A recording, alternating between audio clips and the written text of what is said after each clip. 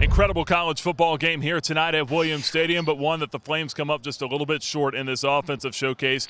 46-39, Richmond wins it into overtimes. A game that Richmond came out from the get-go and put up points quickly. Went out to a 15-0 lead, was up 22-7 before the Flames were able to fire back with a couple of third-quarter touchdowns, tie the game at 22, had to tie it again at 29 before Richmond would kick a field goal inside of 10 seconds left in the football game. Liberty gets one offensive play down the field, and then John Lunsford boots a Big South and Liberty school record 60-yard field goal as time expires to tie the game at 32. We go to overtime, and the Spiders would be able to make one more play than the Flames did. Josh Woodrum intercepted to end the football game.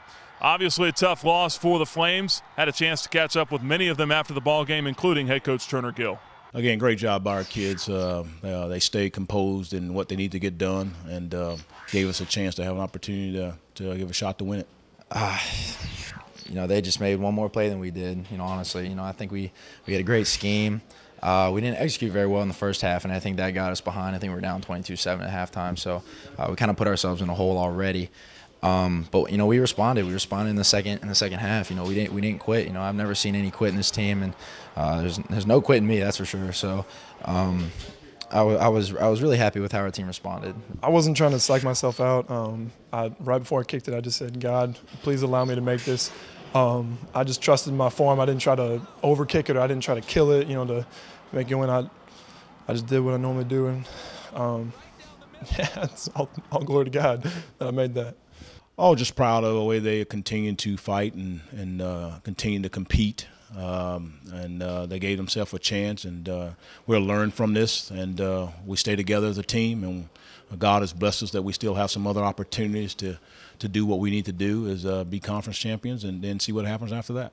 Woodrum tonight, 98 rushing yards, also had 2 rushing touchdowns, 3 passing touchdowns for Woodrum tonight, all of them going to Darren Petey Peterson. Peterson, 4th straight game with more than 100 yards receiving. He went for 136 tonight, and he becomes the first Liberty player to have 4 straight 100-yard receiving games since Pat Nelson did it between the 1990 and 91 seasons. So big accomplishment there. Obviously, stats being what they are, the Flames would trade him in for the win, but not to be tonight. 46-39, again, your final score. Liberty will now turn its sights to Appalachian State. Big road game coming up next week in Boone, North Carolina. That'll be a 3:30 kickoff from the Rock, and Liberty will take the show on the road. For the Liberty Flames Sports Network here in Lynchburg, I'm Nick Pierce.